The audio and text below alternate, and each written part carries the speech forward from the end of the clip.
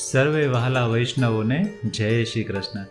વૈષ્ણવો, આપ સૌનું આપણા આજના સત્સંગમાં હાર્દિક સ્વાગત છે.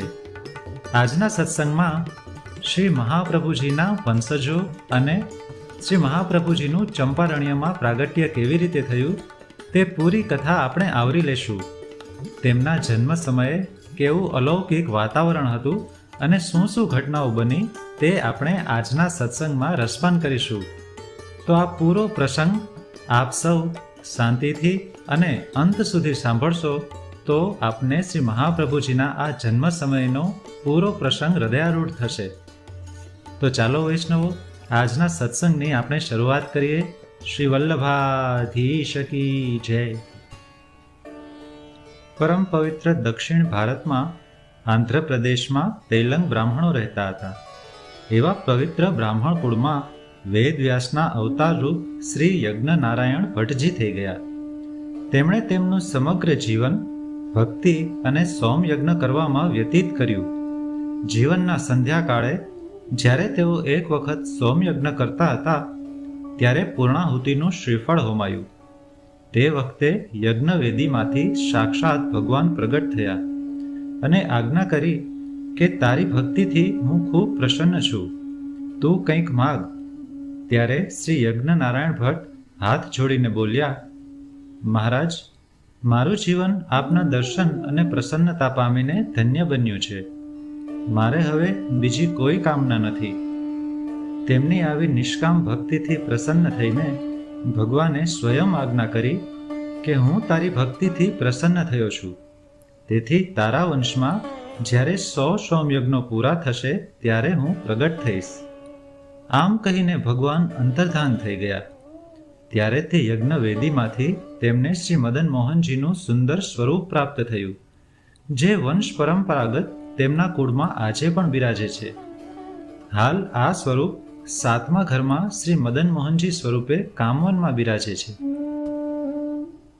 શ્રી યજ્ઞનારાયણ ભટ્ટજીને થોડુંક દુઃખ થયું કે પોતાને ત્યાં પ્રભુ પ્રગટ થશે નહીં, પરંતુ સાથે સાથે તેમણે મન મનાવ્યું કે મારા વંશ પર તો તેમની કૃપા થવાની જ છે. તેમણે પોતાના જીવનકાળ દરમિયાન 32 સોમયજ્ઞો કર્યા હતા. તેમના પુત્ર શ્રી ગંગાધર ભટ્ટ થઈ ગયા. તેઓ પણ અતિ વિદ્વાન હતા અને તેઓએ 28 સોમયજ્ઞ કર્યા. તેમના પુત્ર ગણપતિ ભટ્ટ થયા. તેમણે 30 સોમયજ્ઞ કર્યા. તેમના પુત્રનું નામ બાલમ ભટ્ટ હતું. તેમનું બીજું નામ શ્રી વલ્લભ ભટ્ટ પણ હતું. તેમણે 5 સોમયજ્ઞો કર્યા. તેમને 2 પુત્રો હતા, શ્રી લક્ષ્મણ ભટ્ટ અને નાના શ્રી જનાર્દન ભટ્ટ. શ્રી લક્ષ્મણ ભટ્ટે વિષ્ણુચિત દીક્ષિત પાસે યજ્ઞોપવિત લીધી હતી અને વિદ્યાભ્યાસ કર્યો હતો.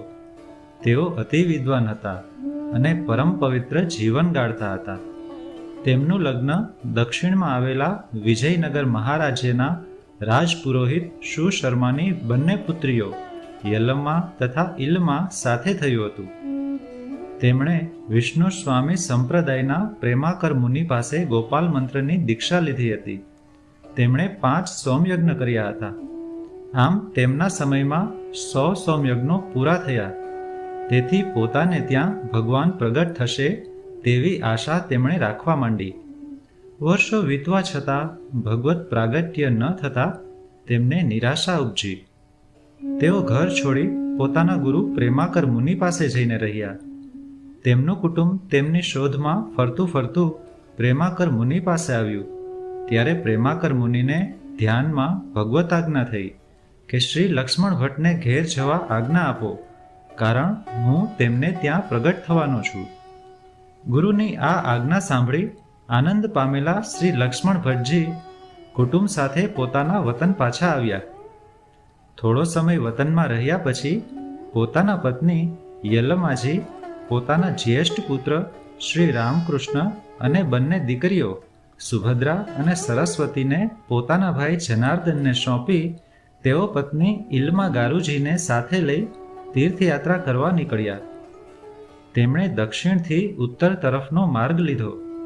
પ્રયાગ, કાશી અને ગયાજીની તીર્થયાત્રા કરી તેઓ પાછા કાશી આવ્યા અને ત્યાં હનુમાન ઘાટ ઉપર તેમના જ્ઞાતિજનો રહેતા હતા ત્યાં મકાન રાખીને રહેવા માંડ્યા. કાશીમાં થોડા વર્ષો પછી સમાચાર આવ્યા કે મુસલમાન સેના કાશી લૂંટવા માટે ચડી આવે છે. તેથી કાશીના નાગરિકો ગભરાઈને જીવ બચાવવા ભાગવા માંડ્યા. લક્ષ્મણ ભટ્ટજી પણ પોતાના પત્ની ઇલ્મા ગારુજી સાથે, કે જેઓ તે વખતે ગર્ભવંતા હતા, તેઓને સાથે લઈ પોતાના જ્ઞાતિજનો સહિત વતનમાં પાછા જવા નીકળ્યા. તેઓ જ્યારે મધ્યપ્રદેશમાં આવેલ ચંપારણ્ય નામના જંગલમાંથી જઈ રહ્યા હતા, ત્યારે પ્રવાસના થાકને લીધે અને ગર્ભવંતા હોવાને કારણે અતિ શ્રમિત થયેલા ઇલ્માજી પાછળ પડી ગયા અને પતિથી વિખૂટા પડી ગયા.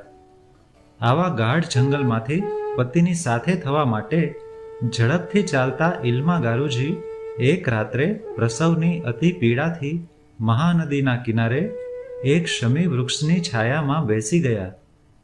તે દિવસ હતો વિક્રમ સંવત 1535 ચૈત્રવદી દશમીનો. ગાઢ અંધારી રાત હતી. ચારે બાજુથી હિંસક પશુઓનો ભયપ્રદ અવાજ આવતો હતો. આજુબાજુ કોઈ મનુષ્યો નહોતા. આવા બિહામણા વાતાવરણમાં ઇલ્મા ગારુજીને 7મા માસે ગર્ભસ્રાવ થયો. બાળક નિશ્ચેતન લાગ્યું. તેથી રાત્રિના ગાઢ અંધકારમાં મૃત પુત્ર છે તેમ માની પોતાની સાડીમાંથી વસ્ત્રનો ટુકડો ફાડી તેમાં બાળક લપેટી તે વૃક્ષની બખોલમાં પાંદડાનો ઢગલો કરી તેના પર બાળકને મૂકી હિંસક પશુઓથી બાળકને બચાવવા ઉપર સૂકા પાંદડા ઢાંકી દીધા. પ્રસવની પીડા, જંગલની ભયાનકતા અને સાથમાં કોઈ ન હોવાનો ભય, આ બધાથી અતિ શ્રમિત થયેલા હોવા છતાં ઇલ્મા ગારુજી પતિને શોધવા હિંમત કરીને આગળ ચાલ્યા. અડધી રાત્રિનો સમય થવા આવ્યો ત્યારે તેઓ આગળ પતિને ભેગા થયા અને ગર્ભસ્રાવનો સર્વ પ્રસંગ પતિને કહ્યો. ભગવત ઈચ્છા માની શ્રમિત થયેલા પતિ પત્ની સૂઈ ગયા. રાત્રે સ્વપ્નમાં ભગવાને આ ભક્ત દંપતીને દર્શન આપ્યા અને આજ્ઞા કરી કે હું તમારે ત્યાં પ્રગટ થવાનો છું, માટે કાલે જે સ્થાને તમને ગર્ભસ્રાવ થયો હતો તે સ્થાને પાછા વળો. સ્વપ્નમાં થયેલી ભગવત આજ્ઞાથી આ દંપતી ખૂબ જ પ્રસન્ન થયા. શ્રી લક્ષ્મણ ભટ્ટજી વાસુદેવજીનું પ્રાગટ્ય છે અને શ્રી ઇલ્મા ગારુજી દેવકીજીનું પ્રાગટ્ય છે. આ દંપતી રાત્રિએ ધ્યાનમાં રાખેલી નિશાનીઓના આધારે ગાઢ જંગલમાં પાછા ફરી રહ્યા છે. ભગવત દર્શનની હૃદયમાં અતિ તાલાવેલી છે. પત્નીએ મહાનદીના કિનારે કિનારે ચાલતા કહ્યું કે આટલા વિસ્તારમાં જ તે વૃક્ષ આવેલું છે જ્યાં મેં રાત્રે મૃત પુત્રને મૂક્યો હતો. મહાનદીના કિનારે આગળ વધતા થોડેક જ દૂર તેમને અગ્નિની ઊંચી ઊંચી શિખાઓ આકાશ તરફ જતી જોઈ. તેમના બંનેના હૃદયમાં અલૌકિક અગ્નિના દર્શન કરીને અતિ હર્ષ થયો. તેઓ ઝડપી પગલે ત્યાં આવ્યા. ઇલ્મા ગારુજી રાત્રે જે વૃક્ષ નીચે બેઠા હતા તે જ વૃક્ષની છાયામાં 40 હાથના વિસ્તારમાં અગ્નિનો કુંડ રચાઈ ગયો છે. અગ્નિની શિખાઓ આકાશમાં ઊંચે ઊંચે ફેલાય છે અને તેની વચમાં 4 ગજનો માટીનો ચોતરો બન્યો છે. તેના ઉપર પોતાની સાડીના જ ટુકડા ઉપર એક અલૌકિક તરતનું જન્મેલું બાળક પોતાના પગનો અંગૂઠો મોંમાં રાખીને સૂઈ રહ્યું છે. બાળકના મુખારવિંદના દર્શન કરતા જ માતા પિતાને અત્યંત આનંદ થયો. ઇલ્મા ગારુજીએ શ્રી લક્ષ્મણ ભટ્ટજીને કહ્યું કે આ મારો પુત્ર છે. શ્રી લક્ષ્મણ ભટ્ટજીએ કહ્યું, દેવી, પુત્ર તમારો હશે તો અગ્નિ જરૂર ખસી જઈ તમને માર્ગ આપશે, માટે હવે તમે વિલંબ ન કરો. ઇલ્મા ગારુજી પુત્રને લેવા માટે દોડ્યા. અગ્નિ અંતર્ધ્યાન થઈ ગયો. તેમણે પુત્રને પોતાની ગોદમાં ઉંચકી લીધો અને હૃદય સરસો ચાપ્યો. શ્રી લક્ષ્મણ ભટ્ટજીની પાસે આવી તેમની ગોદમાં આપ્યો. શ્રી લક્ષ્મણ ભટ્ટજીએ બાળકના દર્શન કરી અતિ પ્રસન્નતાથી કહ્યું, દેવી, આજે આપણા પૂર્વજોનું અને આપણું ભાગ્ય ખુલી ગયું છે. જે ભગવાને આપણા પૂર્વજોને આજ્ઞા કરી હતી તે આજે સત્ય થઈ છે. આપણે ત્યાં સાક્ષાત ભગવાન પધાર્યા છે. તે સમયે આકાશમાંથી પુષ્પવૃષ્ટિ થઈ અને આકાશવાણી થઈ. હવે કળિયુગ ચાલ્યો જશે, સતયુગ આવશે, વેદ માર્ગનો પ્રચાર થશે, કારણ કે અહીં શ્રી ભગવત મુખારવિંદ સ્વરૂપ શ્રી વલ્લભ પ્રગટ થયા છે. શ્રી લક્ષ્મણ ભટ્ટજી, તમને ધન્ય છે. શ્રી લક્ષ્મણ ભટ્ટજી અલૌકિક દિવ્ય પુત્રને ઇલ્મા ગારુજીની ગોદમાં પધરાવી ભગવત સ્વરૂપના દર્શનમાં મગ્ન થઈ ગયા. આપ શ્રીનું સ્વરૂપ મેઘ શ્યામ વર્ણનું હૃષ્ટપુષ્ટ હતું. મુખારવિંદ ગોળ હતું. તેજસ્વી વિશાળ લલાટ ઉપર કસ્તુરીનું તિલક શોભતું હતું. બંને નેત્ર કમળ જેવા વિશાળ અને અણિયાણા હતા. નાસિકા લાંબી અને તીક્ષ્ણ હતી. ગુલાબી અધરોષ્ઠ અતિ સુંદર લાગતા હતા. બંને કપોલ પણ ગુલાબી વર્ણના હતા. આવા ભગવત સ્વરૂપના દર્શન કરી લક્ષ્મણ ભટ્ટજીની આંખોમાંથી હર્ષના આંસુ ચાલ્યા જતા હતા. તે દિવસ સંવત 1535ના ચૈત્રવદી એકાદશીનો હતો. મધ્યાહન થયો હતો. તે વખતે જ્યેષ્ઠા નક્ષત્ર અને વૃષભ લગ્ન હતું. પ્રભુનું ભૂતલ પર પ્રાગટ્ય થવાથી પૃથ્વીની શોભા બદલાઈ ગઈ. આકાશમાં શ્યામ વાદળો ઉતરી આવ્યા. મંદ મંદ વરસાદ વરસવા લાગ્યો. શેષનાગ પોતાની સહસ્ત્ર ફણાઓથી છાયા કરવા માંડ્યા. આકાશમાંથી દેવોએ દિવ્ય પુષ્પોની વર્ષા કરી. સમગ્ર ભૂમંડળ પર જય જયકાર થવા માંડ્યો. તે સમયે ભગવત ઈચ્છાથી ત્યાં નંદાલયની જેમ રત્નજડિત મહેલ સિદ્ધ થઈ ગયો. અષ્ટસિદ્ધિ અને નવનિધિ પ્રભુને ચમર ઢોળવા લાગ્યા. લક્ષ્મીજીએ રત્નજડિત સુવર્ણના તોરણો બાંધ્યા. બ્રહ્માજી, વેદવ્યાસજી, શુકદેવજી અને 84,000 ઋષિવર્યો વેદગાન કરવા લાગ્યા. શૃંગી નાદ કરતા મહાદેવજી અને વીણા વગાડતા નારદજી પણ આવ્યા. ત્યાં ગંધર્વો વાજિંત્રો વગાડે છે.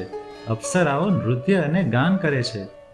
બંદી, માગધ, ભાટ, ચારણ શ્રી મહાપ્રભુજીની બિરદાવલીઓ ગાય છે.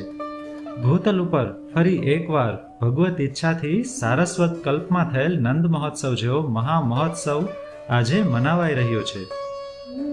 શ્રી ઇલ્મા ગારુજીની ગોદમાં પોઢેલા પ્રભુના મુખમાં શ્રી લક્ષ્મણ ભટ્ટજીએ પૂર્વે સ્વપ્ન દ્વારા પ્રાપ્ત થયેલ ભગવત પ્રસાદી પાનની બીડી મૂકી કંઠમાં તુલસીની કંઠી પહેરાવી અને પ્રસાદી ઉપરણો ઓઢાડ્યો. તે જ સમયે શ્રી નંદરાયજી અને શ્રી યશોદાજી, શ્રી વૃષભાનજી અને શ્રી કીર્તિજી, શ્રી સ્વામિનીજી અને શ્રી ચંદ્રાવલીજી તથા શ્રી યમુનાજી સર્વ વ્રજભક્તો સહિત ત્યાં પધાર્યા. સર્વ સ્વરૂપોના શ્રીઅંગ ઉપર સુંદર કિંમતી વસ્ત્રો અને હીરા મોતીના ષોડશ શૃંગારો શોભાયમાન છે. તેમના હસ્તમાં સોનાના થાળમાં અનેકવિધ સામગ્રીઓ લઈને તેઓ આવી રહ્યા છે. તેઓ શ્રી મહાપ્રભુજીના કોટી કંદર્પ લાવણ્ય મુખારવિંદના દર્શન કરી અતિ આનંદ પામે છે. કિંમતી રત્નો અને મોતીથી શ્રી મહાપ્રભુજીને વધાવે છે. ત્યાં તો દૂધ દહીંની ગાગરો લઈને ઝાંઝ મૃદંગ બજાવતા, નાચતા, કોલાહલ કરતા ગોપ ગ્વાલો પણ આવી પહોંચ્યા. ચારે બાજુ શ્રી ચંપારણ્ય ધામમાં મહામહોત્સવ પ્રસંગે જય જયકાર થઈ રહ્યો છે. શ્રી ચંપારણ્ય ધામ શ્રી વ્રજભૂમિ બની ગયું છે. નંદ ઘેર આનંદ ભયો, જય કનૈયા લાલ કી. લક્ષ્મણ ભટ્ટ ઘર આનંદ ભયો, જય વલ્લભ લાલ કીના જય ઘોષ ગવાઈ રહ્યા છે. આમ અનેક પ્રકારના કીર્તનો ગવાય છે. દૂધ દહીં ઉડે છે. પુષ્પ વૃષ્ટિ થાય છે. સુવર્ણ મોહરો, મોતી, રત્નો ઉછળે છે. ચારે બાજુ સૌ આનંદમગ્ન થઈ ગયા છે. એવામાં શ્રી ગર્ગાચાર્યજી પણ ત્યાં પધાર્યા. શ્રી લક્ષ્મણ ભટ્ટજીની વિનંતીથી તેમણે શ્રી મહાપ્રભુજીની જન્મ પત્રિકા લખી અને કહ્યું, તમારો પુત્ર કોઈક લૌકિક મનુષ્ય નથી, પરંતુ સાક્ષાત ભગવાન છે. તે દૈવી જીવોનો ઉદ્ધાર કરશે, બધા તીર્થોને સનાથ કરશે. જગતમાં શ્રી વલ્લભાચાર્યજીના નામે હંમેશા પ્રસિદ્ધ રહેશે. ભૂતલ પર માયાવાદ દૂર કરી શુદ્ધાદ્વૈત બ્રહ્મવાદનું સ્થાપન કરશે. પૃથ્વી ઉપર 3 શુદ્ધ કુલ છે: યદુકુલ, રઘુકુલ અને ત્રીજું આ વલ્લભકુલ. યદુકુલ અને રઘુકુલની જેમ શ્રી વલ્લભકુલનો મહિમા સદૈવ વધ્યા કરશે. આમ શ્રી ગર્ગાચાર્યજીએ શ્રી મહાપ્રભુજીની જન્મ પત્રિકા વાંચી. શ્રી લક્ષ્મણ ભટ્ટજીએ પોતાના પુત્રનું નામ શ્રી વલ્લભ ધર્યું, કારણ કે તેઓ સૌને પ્રિય હતા. આ પ્રમાણે નંદ મહોત્સવ થઈ ગયા પછી સૌ આનંદપૂર્વક શ્રી વલ્લભને દંડવત કરી પોતાના સ્વધામમાં ગયા. પોતાની ઈચ્છા શક્તિ દ્વારા પ્રગટ થયેલા વ્રજધામની આ સર્વ લીલા અંતર્ધ્યાન થઈ ગઈ. શ્રી લક્ષ્મણ ભટ્ટજી આંખો ચોળતા જુએ છે તો ચંપારણ્યના ગાઢ વન સિવાય ત્યાં કશું જ નથી. પત્નીની ગોદમાં શ્રી વલ્લભ ખેલી રહ્યા છે.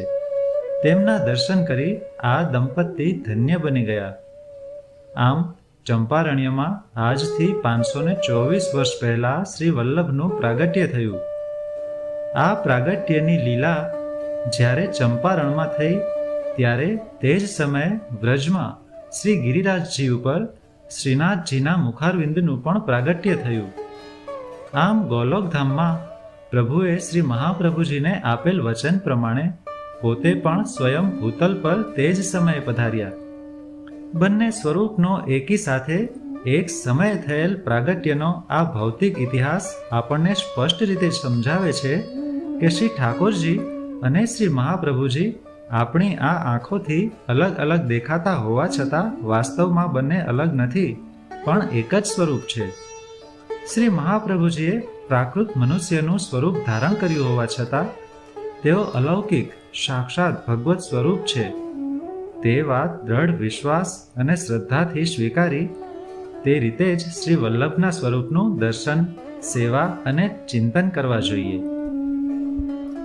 વૈષ્ણવો, આપણા આજના સત્સંગને અહીં વિરામ આપીએ અને આવતા વિડીયોમાં બેઠક ચરિત્ર વિશે આપણે વધુ સત્સંગ કરીશું. સર્વે વૈષ્ણવોને જય શ્રી કૃષ્ણ.